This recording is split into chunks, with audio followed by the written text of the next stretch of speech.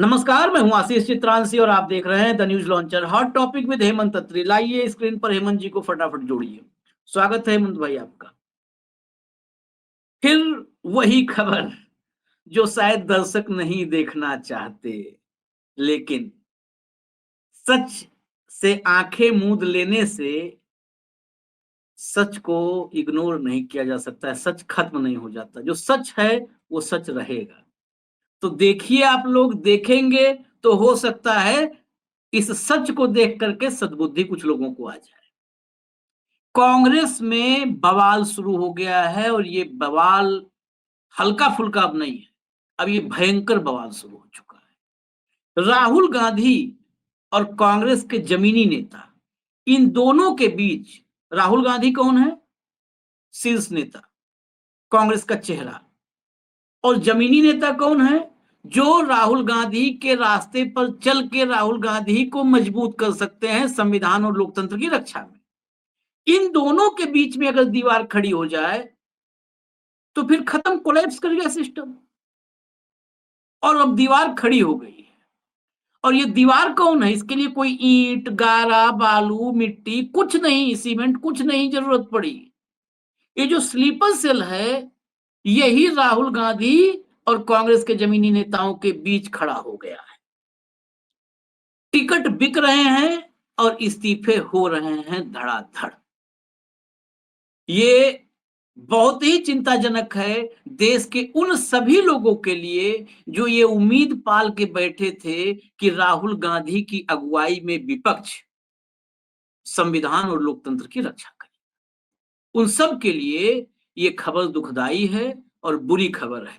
और मैं उस कतार में खुद को भी खड़ा करता हूं निसंकोच, क्योंकि लोकतंत्र और संविधान बचाने की जिम्मेदारी इस दौर में, जब विदेशी कोई नहीं हम पर शासन कर रहा है, हमारे ही देश का एक विशेष वैचारिक पृष्ठभूमि वाला इकोसिस्टम हमारे देश पर राज कर रहा है, तो इस दौर में हम नहीं उम्मीद करेंगे कि कोई भगत सिंह, चंद्रशेखर आजाद और क्रांति और इस टाइप की चीजें। हम यही उम्मीद करेंगे कि संवैधानिक दायरे में रहते हुए संविधान और लोकतंत्र की रक्षा का जो काम है वो होगा, और ये काम अपोजिशन करता है। तो मैं आपको कुछ खबरें दिखा देता हूं, फिर हेमंत भाई के पास चलते हैं, पूरी डिटेल में समझेंगे। कांग्रेस नेता बोले, कांग्रेस के नाराज नेता बोले गठबंधन टूटने वाला है। प्रदेश प्रभारी पर टिकट बेचने का लगाया आरोप, अल्लाह पर। टिकट चोर गद्दी छोड़ के नारे लगे। बताइए, जहां पर वोट चोर गद्दी छोड़ का नारा घर घर में राहुल ने पहुंचाया, अब उनके कार्यकर्ता, उनके नेता टिकट चोर गद्दी छोड़ के नारे लगा रहे हैं। बिहार चुनाव से पहले महागठबंधन में खलबली, कांग्रेस के बड़े नेता राहुल गांधी को दिया इस्तीफा। बताइए ये वजह, कांग्रेस के बड़े नेता ने दिया राहुल को इस्तीफा, बताइए ये वजह। और खबर, ये बेसिकली यही दो खबरें थी, और जो होगी चर्चा में हम आगे ले आएंगे। पहले मैं सीधा हेमंत जी के पास, हाँ दिखा दीजिए, जब आप हाँ ले आए तो दिखा दीजिए। नाराज नेताओं ने प्रदेश अध्यक्ष राजेश राम और प्रभारी कृष्णा अल्लावरू पर टिकट बेचने का आरोप लगाया है। इसमें खगड़िया से वर्तमान विधायक छत्रपति यादव, बरबीघा से गजानंद शाही, यूथ कांग्रेस के पूर्व अध्यक्ष नागेंद्र पासवान, बांका के जिलाध्यक्ष कंचना कुमारी सिंह सहित अन्य नेता मौजूद रहे। कांग्रेस नेता बंटी चौधरी ने कहा कि महागठबंधन टूटने के कगार पर है, यह प्रभारी की वजह से हुआ है। उन्होंने सीएम फेस का ऐलान नहीं किया। इन लोगों ने वोट चोर गद्दी छोड़ का नारा दिया है। हम लोग टिकट चोर पद छोड़ की बात कह रहे हैं। प्रदेश प्रभारी पर गंभीर आरोप लगाते हुए कहा कि उनकी वजह से सीट शेयरिंग नहीं हो पाई, पार्टी में योग्य कैंडिडेट को टिकट नहीं दिया जा रहा। इस बार के चुनाव में पार्टी 10 सीट भी नहीं जीत पाएगी। हटा दीजिए इसको। अब इसमें कई हैं, मैं थोड़ा सा दो लाइन का इंफॉर्मेशन दे दूं। इसमें एक नाम था गजानंद शाही। गजानंद शाही पिछली बार का चुनाव 125 133 वोट के आसपास से, शायद 133 ही होगा, मतलब सिर्फ सोचिए 100 वोट के फर्क से गजानंद शाही हार गए थे। उनका टिकट कटा है। जो पिछली बार 33,000 वोट से हारा था, उसको टिकट मिला है। हालांकि हमने जब यही बात हरियाणा को लेकर के सवाल खड़े किए थे, बहुत सारे गंभीर सवाल हमने खड़े किए थे। हमने कुछ नाम लेकर के जो है पराग शर्मा, और फिर नाम आज निकल ही गया, कुछ के नाम लेकर बताए थे कि इनको क्यों टिकट दिया गया। तो बहुत जो संगठन महासचिव हैं केसी वेणुगोपाल, वो बड़े नाराज हो गए थे, मुकदमा उकदमा करवा डाला तेलंगाना में जाकर के। हालांकि उससे कोई फर्क है नहीं, स्लीपर सेल ही रहेगा। तो ये जो है सब उछल कूद कर लिए। तो सुप्रिया श्रीनेत योग्य प्रवक्ता है, उन्होंने ट्वीट किया था। वो ट्वीट दरअसल हमारे लिए ही था। उस ट्वीट में उन्होंने, सुप्रिया श्रीनेत ने लिखा था कि कांग्रेस में टिकट बांटने की प्रक्रिया तय है, वो प्रक्रिया के तहत सबको दिया जाता है टिकट। ऐसा नहीं है कि बिना प्रक्रिया के दिया जाए, उसके लिए सर्वे होते हैं। हमने कई बार आमंत्रित किया कि एक बार अगर वक्त हो तो हमें ही बुला लें, यहाँ आने का कष्ट न करें, हमें बुला लें और एक बार वो तरीका बता दें। जिस तरीके से अंबाला कैंट में, जिस तरीके से बल्लभगढ़ में वो कौन सा सर्वे था, वो सर्वे करने वालों का ही बता दें, जाके उनके हम चरण धूलि लेके माथे पे लगा लें कि ऐसा सर्वे कि जिसकी जमानत न बचे, वो ऐसा सर्वे आपके यहाँ टिकट बांटने के लिए किया जाता है। खैर, हम आते हैं, जरा पहले एक खबर समझ लीजिए माधव आनंद से लेकर के यहाँ तक का जो है मामला, क्या क्या आरोप लग रहे हैं और क्या है असली खेल। हेमंत भाई, ओवर टू यू, जरा बता दीजिए पहले पूरी खबर, एक एक फैक्ट के साथ बता दीजिए। आशीष भाई नमस्कार, आपको और सारे दर्शक साथियों को भी। सबसे पहले तो आपको, सारे दर्शक साथियों को, पूरी टीम को धनतेरस की बधाई और शुभकामनाएं। स्वस्थ रहें, अच्छा करें, बढ़ते रहें, यही सबके लिए मनोकामनाएं, शुभकामनाएं हैं। अभी तक आप देख रहे थे गठबंधन में कांग्रेस और तेजस्वी के बीच में कुछ चीजें थी। अब विद इन कांग्रेस शुरू हो गई, और विद इन कांग्रेस ये कोई पहला राज्य नहीं और आखिरी भी राज्य नहीं। अगर हम लगातार जो कभी सालों से हम जो बात करते हैं, उसमें एक ही चीज है कि बड़ा बड़ा चुनाव कैसे खराब करना चाहिए, इसका कोई प्रशिक्षण लेना हो तो कांग्रेस पार्टी उसके लिए आइडियल जगह है कि बनी बनाई बात को खराब कैसे किया जाए, with in the party, outside the party. आपने देखिए जो ये यहाँ पर फॉल्ट लाइन्स है कांग्रेस और आरजेडी के बीच में, क्या आपको नहीं लगता कि बीजेपी जेडीयू उनके अलायंस में भी ये सारी प्रॉब्लम्स रही हो? लेकिन उन्होंने किस तरीके से पर्दे के पीछे अपना चुपचाप सॉल्व कर लिया। छिटपुट बातें शुरू में निकली मोल भाव की, उसके बाद सब क्लोज, डन एंड डस्टेड। अब यहां देखिए, पहला झगड़ा तेजस्वी के साथ सीटों के बंटवारे को लेकर के, सीटों के फाइनलेशन को लेकर के, और अब अंदर ही अंदर खुद ही शुरू हो गए ये। आशीष भाई, इससे आपको कोई बहुत हैरान परेशान होने की जरूरत नहीं है। ये कांग्रेस अब एक पार्टी नहीं है, ये कल्चर का नाम, कि जीते जिताए चुनाव को, बनी बनाई बात को खराब करने में पारंगत है। नंबर एक, चुनाव कैसे नहीं लड़ना चाहिए वो इनसे सीख लीजिए, आपका बेड़ा पार हो जाएगा। तीसरी बात जो महत्वपूर्ण है, जो मैं आपको हर राज्य के मामले में कहता हूं, आज फिर याद दिला रहा हूं आपको। बेसिकली क्या है कि कांग्रेस पार्टी के अंदर एक नई कल्चर डेवलप हुई है, नीचे से लेकर ऊपर तक। ये आशीष चित्रांशी नहीं जीतने चाहिए, बाकी चाहे बेशक बीजेपी की सरकार आ जाए। जिन राज्यों में खुद चुनाव लड़ते हैं वहां ये है कि मैं मुख्यमंत्री बन जाऊं, नहीं तो बेशक बीजेपी आ जाए। हर एक राज्य में 4 से 5 छत्रप होते हैं, वो यही सब प्रोजेक्ट करके और भारतीय जनता पार्टी को सत्ता सौंप देते हैं, बाकी काम उनका है। थोड़ा सा बिहार के इस पूरे चुनाव को लेकर के चलिए आप। यहाँ 24 जून से क्या चल रहा है आशीष भाई, कि जब से एसआईआर का ऑर्डर हुआ और जिस तरीके से एसआईआर हुई, उसके बाद मुझे और आपको तो कोई कंफ्यूजन था नहीं कि बिहार तो गया, ठीक, बिहार बीजेपी और ये जैसा चाहेंगे वैसा करेंगे, महाराष्ट्र मॉडल रिपीट किया जाएगा। हम पहले दिन से ये बात कर रहे हैं, उसकी सारी पृष्ठभूमि तैयार होगी, कोई दिक्कत नहीं। ऐसी सूरत में तो क्या इन दोनों पार्टियों को यह नहीं सोचना चाहिए था कि अब बिहार में और देश में लोकतंत्र बचाने की जिम्मेदारी तुम्हारी है। जो तुम्हारी कल्चर है आपस में लड़ने की और विद इन पार्टी लड़ने की, उससे बाहर आए जाए। उल्टा हो रहा है उसके। कम से कम 10 सीटें ऐसी मैं आपको बताऊंगा अभी, जहां पर आमने सामने महागठबंधन के प्रत्याशी, बाकायदा नाम लेकर के बताऊंगा। उससे पहले ये देख लीजिए कि कांग्रेसी भाई क्या कर रहे हैं। मैं आशीष भाई दूसरा भी कहता हूं आपको, आज बतौर एक पत्रकार, बतौर एक लोकतंत्र प्रेमी, आपको ये दिक्कत हो रही है कि भाई ये हो क्या रहा है। उनको नहीं हो रही जो ये कर रहे हैं, और जो करवा रहे हैं उनको भी नहीं हो रही। आपको क्या लगता है कि ये टिकट चोर पद छोड़, ये नारा वैसे ही आ गया क्या? कहां से आया होगा? ये उनको स्क्रिप्ट दी गई है कि तुमको ये बोलना है, और उस स्क्रिप्ट पे वो काम कर रहे हैं।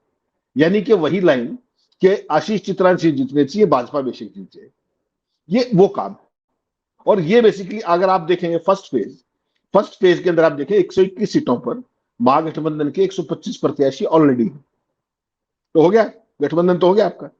फर्स्ट फेज के 121 सीटों पर महागठबंधन के 125 ने नामांकन किया है। इनमें से राजद के 72 हैं, कांग्रेस के 24 हैं, लेफ्ट के 21, वीआईपी के 6 और आईआईपी ने 2 सीटों पर नामांकन बनाया।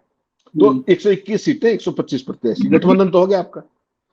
8 दिन से लेकर पटना से लेकर दिल्ली तक सीट शेयरिंग और कैंडिडेट्स के सिलेक्शन को लेकर तमाम माथापच्ची चली और परिणाम ये निकला। ठीक, अब आप देखिए 10 सीटों का जो मैंने जिक्र किया आपको, ये गठबंधन के कैंडिडेट कैसे आमने सामने। वैशाली में देख लीजिए, तारापुर में देख लीजिए, बछवाड़ा में देख लीजिए, गोराबोराम में देख लीजिए, लालगंज में देख लीजिए, कहलगांव में देख लीजिए, राजपकड़ में देख लीजिए, रोसड़ा में देख लीजिए, बिहार शरीफ में और वारिसगंज में। यहां सब सीटों पर महागठबंधन आपस में ही लड़ रहा है। ठीक, लड़ो। फिर इतना सब अगर करने की आपकी वो है तो फिर समस्या क्या है? फिर तो अलग अलग लड़ो ना सारे। भारतीय जनता पार्टी को तश्तरी में उठा के दे दो। और ये बात तुम पहले बता देते तो वो भी नीतीश कुमार का इलाज कर देते ओपनली। अगर तुमने गठबंधन तोड़ना था तो बीजेपी भी अकेले तोड़ लेती फिर तो कोई काम ही नहीं बचा था। तो ये थोड़ा, अगर बीजेपी को सीट देनी थी तो उनको प्रॉपर देते ना कि हम अलग लड़ेंगे, तुम भी अलग लड़ो, वो बाकी काम वो कर देते। गणेश कुमार गुप्ता ने उनका मदद कर रखी है। तो ये है आशीष भाई, आप चाहे कितने ही डेमोक्रेसी के सेवियर बन जाइए, राहुल गांधी जी कितनी मेहनत कर ले, कितना ही माहौल बना ले, कितने ही सड़कों पर यात्राएं निकाल ले, जब तक पार्टी के अंदर ये अपॉर्चुनिज्म, ये मानसिकता मैं, मेरा और मैंने, ये जो चीज है, जब तक ये नहीं हटेगी तब तक कुछ हो नहीं सकता। पहली बात तो ये। दूसरा, आपने जो ये यहां देख रहे हैं आप, ऐसा इसमें ऐसा क्या हो गया कि आपको बाकी स्टेट में, मेरे लिए तो कोई हैरानी की बात है नहीं।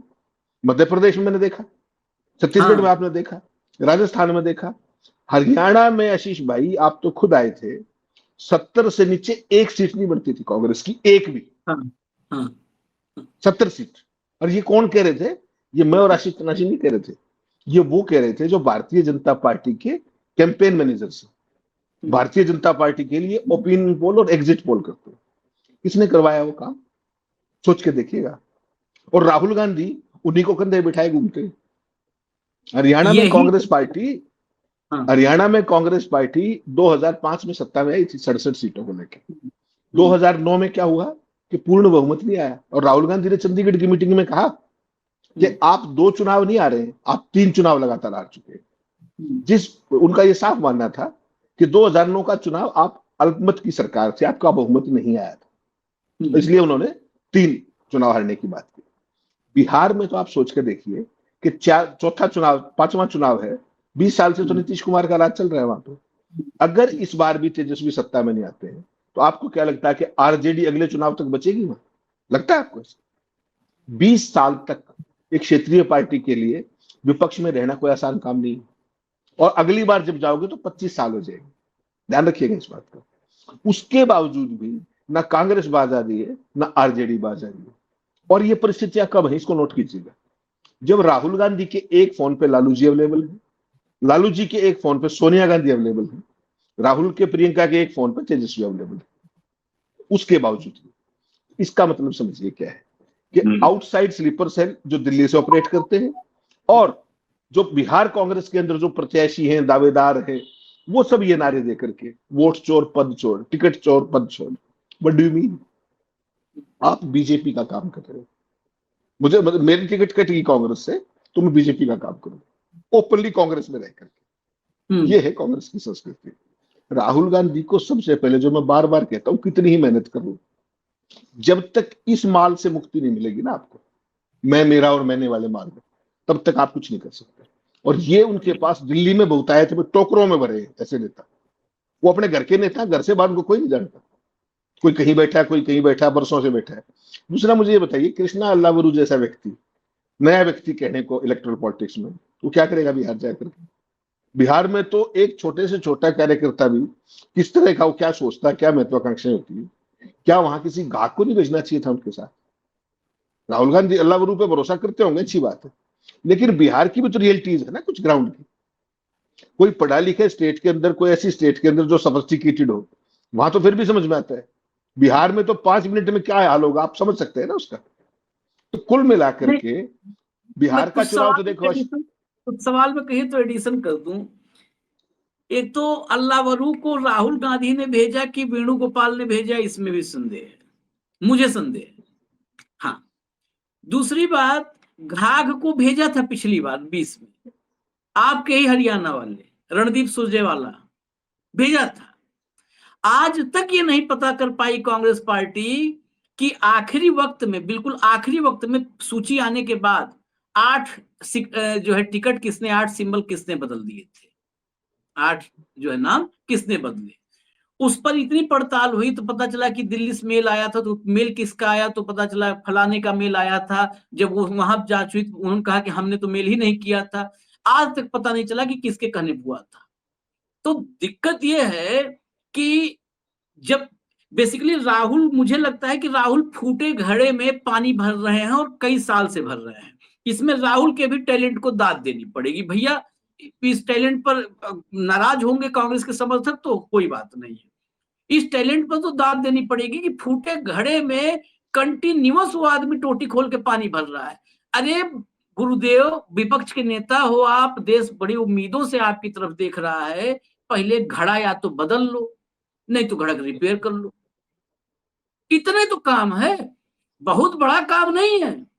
और जिनको भी वो चाहे जो अपना प्रेजेंटेशन देते होंगे कि राहुल के सामने कि उनके बगैर कांग्रेस पार्टी नहीं चलेगी, ये जितने स्लीपर सेल हैं, इनके जाने से कांग्रेस पार्टी का एक रोमा भी नहीं टेढ़ा होने वाला है। रोम, रोआ कहते हैं शरीर में, हाथ में, एक रोम नहीं टेढ़ा होने वाला है। इसमें ये जो स्लीपर सेल्स जितने हैं ना, ये मैं तो 100% कहूंगा, लेकिन अगर मान लीजिए एक आध एक्सेप्शन के लिए आप घटाना चाहते हैं तो 99.99% कर लीजिए। जिस दिन ये कांग्रेस का साथ छोड़ देंगे, ये गांव प्रधानी नहीं जीत पाएंगे, मुखिया सरपंच का चुनाव नहीं जीत पाएंगे सब। और ये, और मैक्सिमम स्लीपर सेल, और भी एक बात जोड़ दूं, ये मैक्सिमम स्लीपर सेल तो ऐसे हैं जो इलेक्टोरल पॉलिटिक्स से दूर ही हैं, जो ऑफिस बियरर बन के मौज काट रहे हैं। और वो ऐसे, मतलब वो ऑफिस बेरर हैं, ताकतवर हैं। अच्छा, उनका काम कहीं नहीं रुकता है, उनका भाजपा रूल स्टेट में भी काम होता है, उनका काम नहीं रुकता। कैसे रुकेगा? उनका तो काम पहली प्राथमिकता पे होगा, भले भाजपा वाला अपने विधायक का कार्यकर्ता को टरका दे, उनका पहली प्रायोरिटी पे काम होगा, फर्स्ट प्रायोरिटी वो होते हैं। तो यही तो, अच्छा मैं हमेशा अभी भी एक बात कह दूं, मैं फिर भी ये मानता हूं कि राहुल गांधी एलओपी हैं, इतने बड़ी पार्टी के फेस हैं, चेहरे हैं, तो हमसे बहुत ज्यादा उनके पास बुद्धि होगी, ये मैं मानता हूं। लेकिन वो सब बुद्धि क्या करेंगे रख करके, उस पर ब्याज तो चढ़ेगा नहीं कि चक्रवृद्धि ब्याज मिलेगा अगर बुद्धि संभाल के रखेंगे तो।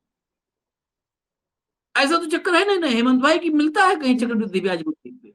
नहीं नहीं, तो वो, कांग्रेस में मिलता है, कांग्रेस अच्छा में मिलता मिलता है, है।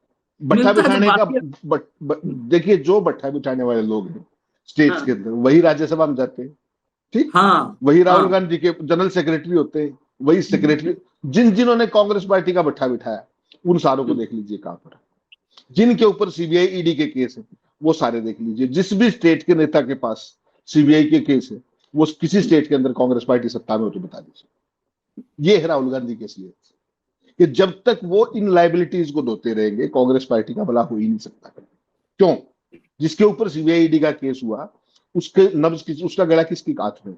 सीधा सीधा दोनों के हाथ में। जो लोग कांग्रेस में हैं, ये मान करके चलिए बीजेपी ने किसी पर्पज से छोड़ रखे हैं। ठीक, ये बात आप समझ लीजिएगा। मध्य प्रदेश के मामले में मैंने आपको चुनाव से बहुत पहले कमलनाथ का बता दिया, छत्तीसगढ़ में बता दिया था जिस तरीके से ऐप के मामले को लेकर के जिस तरह की परिस्थितियां हुई थी। राजस्थान में गहलोत वाले मामले में सबको पता है। स्टेट्स गिनते जाइए, महाराष्ट्र के अंदर पूर्व सीएम बीजेपी में चला गया एक राज्यसभा सीट के लिए, और बाद में उसने सोनिया जी को बताया फोन पर कि किस तरीके से उनके खिलाफ क्या क्या किया गया। तो ये सारी चीजें बेसिकली क्या, आशीष भाई, आपको पूरी पार्टी की कल्चर बदलनी पड़ेगी।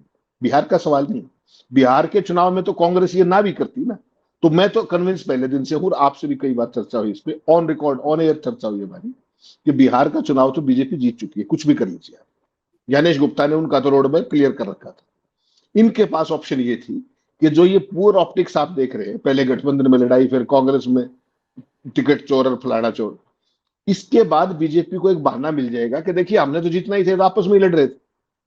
ये केवल बीजेपी को वो ग्राउंड दे रहे। बाकी तो वो खेल, जो 80 लाख वोट कटे वो कौन से 80 लाख को आपने कभी 243 से भाग किया है? 32,900 टिकट बनते, 200 एक हल्के में।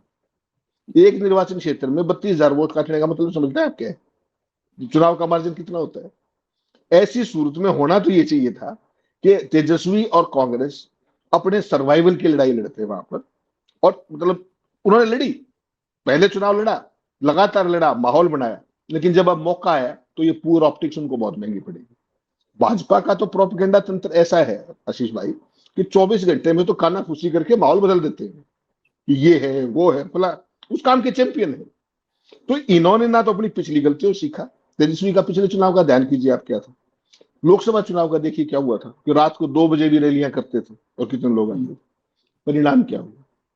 परिणाम केवल ये कि जब तक आप अपने आखिरी वोटर को बूथ तक नहीं ला पाएंगे बड़ी संख्या में, तब तक कुछ बदलने वाला नहीं। इस बार तेजस्वी के लिए डू और डाई की लड़ाई है, मैं पहले दिन से आपको कह रहा हूं।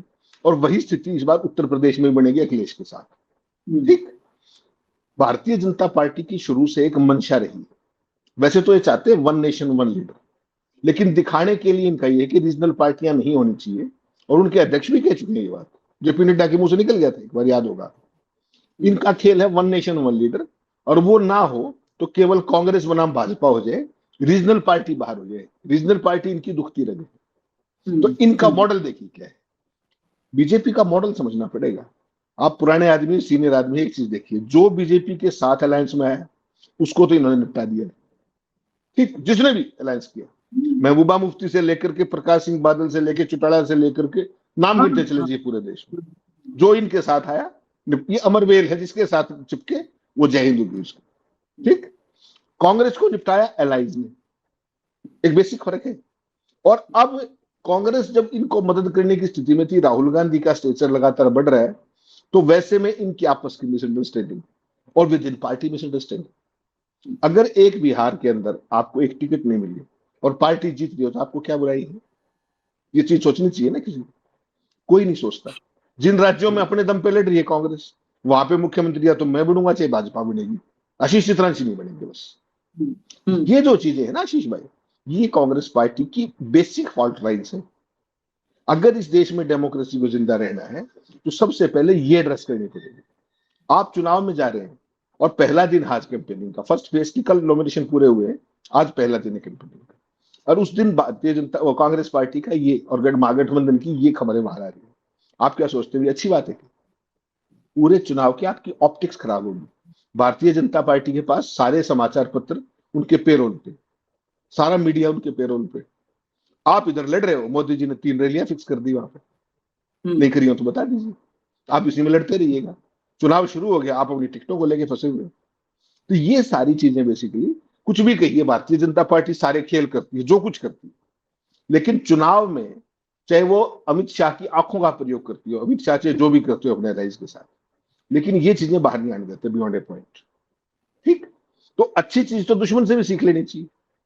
ये तो खुद करके अपने ऊपर प्रयोग करके भी नहीं सीख रहे, तो ऐसे लोगों का तो क्या ही हो सकता है। ये तो फैसला आप दर्शक कर ले और देश के लोग कर ले, मैं और आप इसमें ज्यादा कुछ नहीं कह सकते। नहीं, इसमें तो देखिए राहुल गांधी और तेजस्वी यादव, अभी तेजस्वी यादव के एक प्रवक्ता हैं, उन्होंने कहा कि जल्द ही ये सब मामला थोड़ा बहुत होता है, नॉमिनेशन का टाइम खत्म हो गया है पहले फेज का, लेकिन उसके बावजूद भी थोड़ा बहुत है तो जल्द ही हम सुलझा लेंगे। तो मैंने बिल्कुल कहा, मैं कहा अभी इतनी जल्दी नहीं है भाई साहब, क्यों इतनी जल्दी करोगे? हमें 14 10-20 तारीख के दिन और बाद लगे। आराम से ना, तसल्ली से, ये सब काम जल्दबाजी का नहीं होता है। जल्दी का काम शैतान का हम लोग कहते हैं ना, तो जल्दी में नहीं करना चाहिए। 14 तारीख के बाद आराम से सब निपटाना, जितना छोटा मोटा कंफ्यूजन है 14 तारीख के बाद बैठ करके तसल्ली से, तसल्ली बख्श बाहर लिख भी देना बोर्ड कि यहाँ हर काम तसल्ली बख्श होता है, तो लगा करके अंदर तसल्ली से करना है सब काम। सोचिए आप, जब चुनाव नहीं था, जब चुनाव नहीं था तो बीजेपी, मोदी, संघ, ज्ञानेश सबसे लड़ रहे थे राहुल गांधी और तेजस्वी यादव एक साथ, और जब चुनाव आया तो एक दूसरे से लड़ रहे हैं। चुनाव आया तो एक दूसरे से लड़ रहे हैं कि जो बीजेपी से लड़ने वाला काम तो पहले ही कर लिए ना, अब रेपुटेशन हो जाएगा, एक ही काम बार बार करना रेपुटेशन हो जाएगा, तो अब आपस में लड़ लेते हैं। तो नया कर रहे हैं। नया कर रहे हैं कि आपस में लड़ लेते हैं। बीजेपी से तो पहले ही लड़ लिए थे, चुनाव से पहले ही लड़ लिए थे। दूसरी बात, ज्ञानेश कुमार और चुनाव आयोग की असलियत राहुल ने कितनी मेहनत से दिखाई, महादेवपुरा से लेकर के और जहां जहां कितनी मेहनत लगी, और उस चीज को down the line grass root level तक, घर घर तक पहुंचाने में कितनी मेहनत हुई। ये घर घर तक मैं हकीकत बता रहा हूं हेमंत भाई, उत्तर प्रदेश, बिहार, महाराष्ट्र, हरियाणा, आप बैठे हो, हम लोग बिल्कुल गांव के लोगों तक से बात होती है। ये वोट चोर गद्दी छोड़ ये घर घर तक पहुंच गया था। यस, ठीक है। अब आप बेसिकली कांग्रेस में जो भी लोग ये जो बोल रहे हैं और जो नहीं बोल रहे हैं, जो बोल रहे हैं और जो तौल रहे हैं बैठ के कमरे में, उन दोनों को बताऊं ये किसका नुकसान कर रहे हैं। न तेजस्वी कुर्सी से रोक पा रहे हो, मतलब रोक रहे हो आप, ये गलतफहमी है कि तेजस्वी को रोक रहे हो। तेजस्वी तो मिलनी होगी तो मिलेगी, बर्बाद होनी होगी तो बर्बाद होगी। अब पॉलिटिकल करियर किसी का नहीं कोई बचा उचा पाएगा। आप दरअसल राहुल गांधी पलीता लगा रहे हो।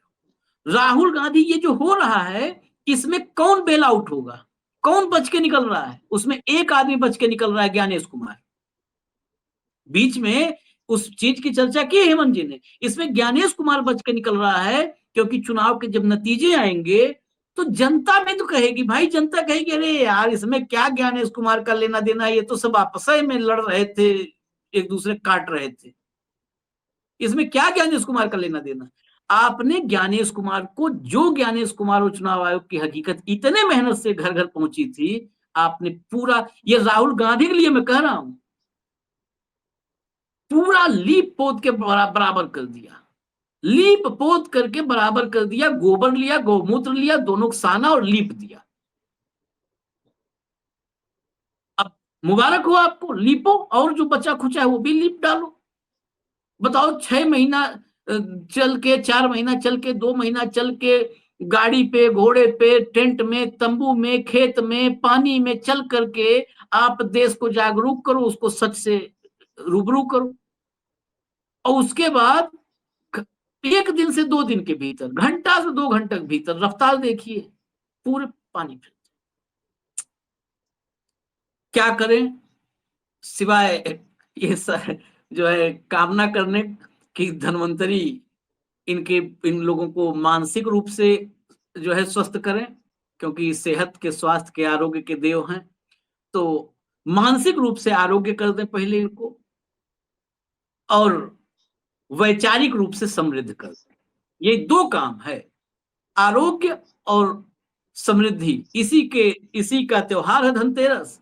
तो मानसिक रूप से आरोग्य कर दें और वैचारिक रूप से समृद्ध कर दें, तभी कुछ हो सकता है। नहीं तो दिवाली आते आते, दिवाली ही 20 तारीख है, फिर देखिएगा धनतेरस से दिवाली तक सब जुड़ रहा है। दिवाली नामांकन वापसी का आखिरी तारीख है, दिवाली पे बुम फट जाएगा, सब तहस नहस बिखर जाएगा। तो अभी है घंटा, करीब 40-45 घंटा, तो इसी में बचा सकते हो तो बचा लो, सद्बुद्धि अगर आ जाए ठीक है, नहीं तो बैठिए तमाशा देखिए। धन्यवाद हेमंत भाई, बहुत बहुत धन्यवाद। फिर हम आएंगे, बड़ी खबर होगी तो लेकर के। न्यूज लॉन्चर आप लोग देखते रहिए, आप लोग को ढेर सारी शुभकामनाएं धनतेरस की। नमस्कार।